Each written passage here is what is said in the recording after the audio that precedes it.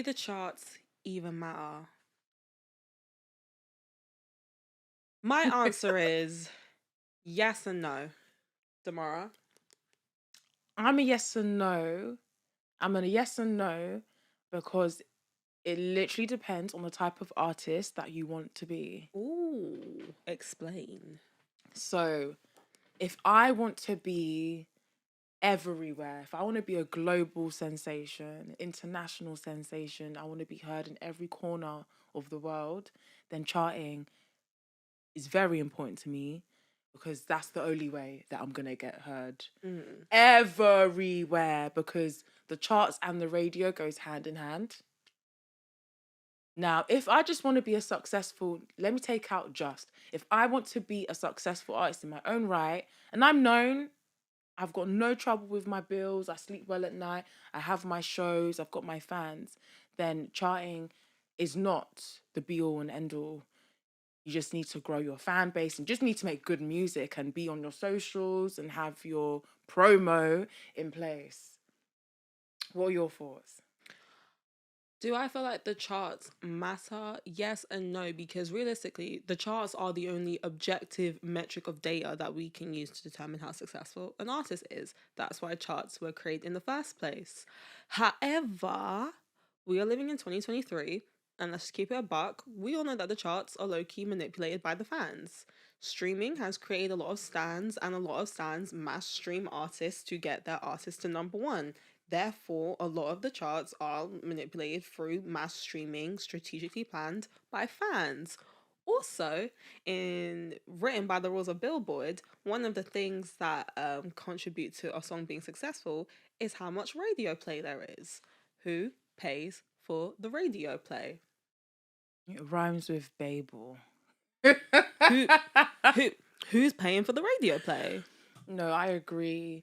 Like, I feel like, 20 years ago, 15 years, let me even just say like 2000s and pre-2000s, the radio, well, no, the charts was, it was the indicator of, who makes good music. Streaming wasn't really a thing. Was iTunes a thing? In iTunes 2000? in I don't early even 2000s. think so. It I feel couldn't like have been. iPods I think came out in like 2005, 2006, but in early It couldn't have 2000s, been. like didn't the iPod, oh wait, no, well, was that the first iPhone, or were iPods popular around 2009 and stuff? Oh, 2001. So yeah, pre-2000s. But I was gonna say, like, the charts was the only thing that, or the indicator or way of measurement of who makes good music. And gone are the good days, music, though, yeah, because it's all popularity. and gone are the days where you would listen to a song on the radio, you will call up that radio and say, I like this song, can you play it again? And that means that the public is like, no, we like this song now. And we don't have that day and age where people call up a song and be like, oh, I like this song. And even then, fans will just go on Twitter and strategically plan, okay, we're all just going to call this radio station and have this song played to get to number one. Like, no, like, because we didn't have social media back then, people weren't communicating like that really to strategically plan these things. It was genuine love. And it's not to say that this stuff was never happening. I'm sure that this stuff was kind of still probably happening, but it's not to the degree that we see it now. So are the charts the best metric of data really to determine who's successful? Definitely not. There's so many artists that sell out internationally. Facts. But they won't be on the charts. Why? Because they don't make popular music. They make their niche music, or they make really explicit music, or just songs that cannot be played on the radio. That's not to say they don't have a huge fan base and, a huge following that's tapped into them. Literally depends on the type of artist you want to be, because I think artists as well that have a huge fan base, they sell out internationally, I think they're very, very successful. But obviously, if you compare it to someone that's always number one in the charts, that technically they would be more successful. But in the sense, they're always in the charts, and what's come with that is the huge following. Not just you've had a hit over 5 years and then you're gone. Like, you frequently are in the top 10. By default, your song's going to be played more. It's going to have more streams, more money, more people be aware of you. You're going to get booked for more things. you know? That's my opinion anyway. I have a very unpopular opinion. What's your opinion? I think that number ones, especially in 2024, don't mean the same thing as they used to mean anymore. Yeah, I agree. I don't think number ones mean as much anymore as they used to. I think it does for the pop world. Like I said, the type I think of it's artist for you wanna bragging be. rights at this point. It is. It literally, if you're trying to be Mount Rushmore, everyone in Mount Rushmore's had the number ones. Like, you're not going to be considered the icon or the greatest without that accolade. Like, for example, like someone like Dreezy Drake himself, like he loves that number ones because he wants the accolades saying, I have the most number ones of any male artist in history. So it's now like it's bragging rights, but I'm like, it's about the legacy. And people, because thing is, there's this debate between Drake and Michael Jackson, right? Saying that, okay, I think, did Drake beat out Michael Jackson for the most number ones? But everyone was like, and there was a debate in the comments, does it mean the same thing? Because when Michael Jackson got that hit, this was back in the 80s when it was genuinely harder to achieve number one songs. But in this day and age of streaming and like radio play and all this stuff too, and things that can influence you, does a Drake number one mean the same thing to when Michael Jackson got a number one? That's the question. Simply because the times are different? Absolutely not. Like, back in those days, you had to go out of your, like, you had to go take to away record streams. stores. You had to buy the song. You go to record You actually stores. had to buy the song. So I would definitely say that people that got number ones in the 80s definitely means more than in this day and age, because I can even listen to songs on TikTok now. Literally. Like, it's very, very easy to access songs. In the 80s, you had to buy the song for it to, you know, millions of people had to buy the song for it to chart or go triple platinum. People don't buy music anymore. That's what I'm saying. So the rules have even changed as to what makes a song go platinum. And Billboard and the never-ending change of rules. At the point is, the amount of times that Billboard changes their rules are ridiculous. Like, at this point, I can't even keep up with how many times Billboard changes their rules. Like, oh, bundles count to this amount of sales. If you get a bundle back, a bundle pack, this means a certain amount of streams and stuff. Like, it's crazy. Like the amount of times that we're changing the rules because of how much the industry is changing now and how that affects the charts. If there are constant changes of rules to the charts, what does it mean at this point? Well, even artists themselves can't even keep up, and artists have to constantly change their music and the way that they repackage music in order to get chart in order to sell music. For example, Travis Scott Utopia sold like 500k, but then a lot of it was because those streams because that was 500k units was because a lot of it was coming from the bundle packets, and the bundle packets are actually weighted a lot more in streams because of the way that Billboard has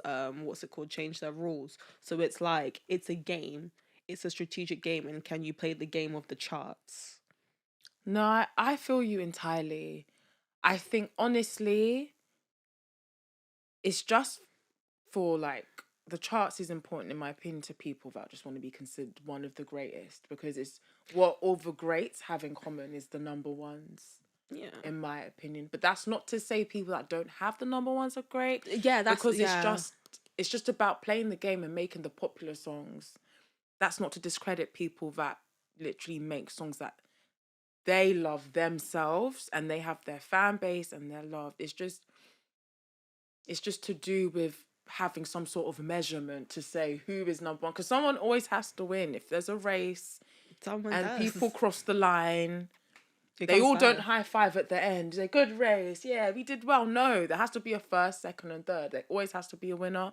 So it's just kind of like, what is the best way to kind of not pit people against each other, but what is the best measurement in who is the best artist or who's the most successful? Let's not say best, because that's subjective, but who's the most successful? You attribute success to having the number ones.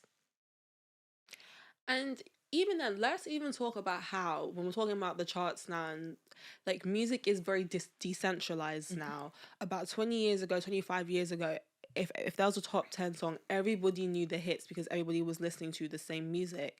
Now, because there are so many different genres, and obviously there were other genres like rock, hip hop, and all of that stuff that their own genres, but there was a top 10 that everybody knew. We are now living in a day and age where there are top 10 songs that most people don't even know what they are. I can tell you there are so many people who have no idea who Morgan Wallen is.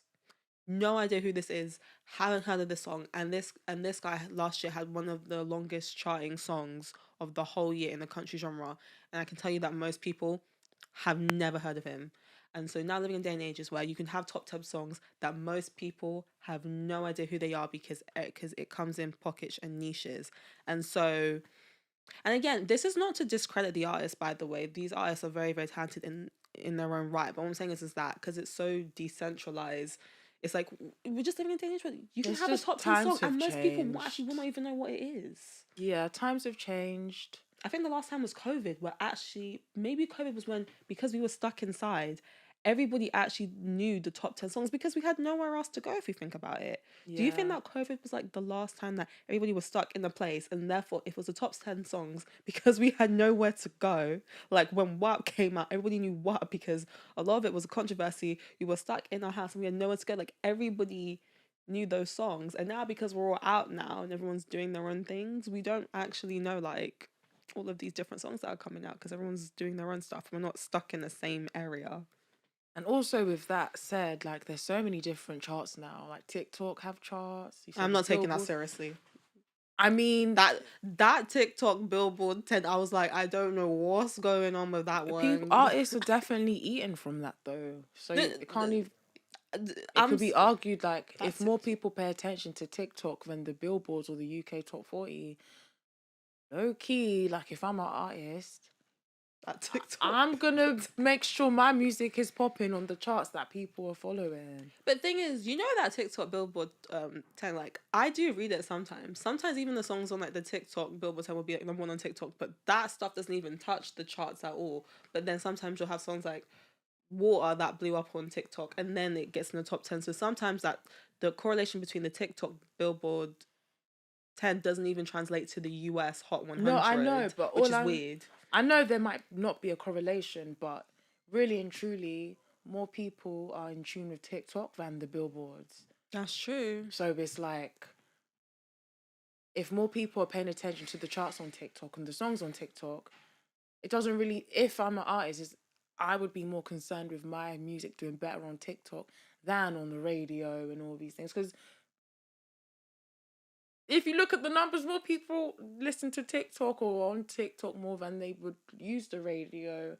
It's just so and all weird. Those things. It's just visibility, being big. Because of the clout that Billboard has, it's great to be doing well on those charts because from Billboard, you go onto the magazines, you get booked into the international shows, you get booked on SNL and all those things. So that is the perk of doing well on the Billboards. But that's not to say that if you are doing great on TikTok, like maybe more people hear your song on TikTok from those charts, but you might get more musical opportunities via the Billboard. So it's literally like, depends on which one you value or like think is more important for your career or helpful. I think this all summarizes to what you said back in the beginning. This depends on what your goal is as an artist. If you're aiming to be a global superstar, then what you said. Yeah. If I'm aiming to be a global superstar, I'm going big on every chart. Every single chart, everywhere. But if you're not big on every chart, it's not the be-all and end-all. There are millions, or let me not say millions, but there are so many artists that are doing amazing and they don't chart.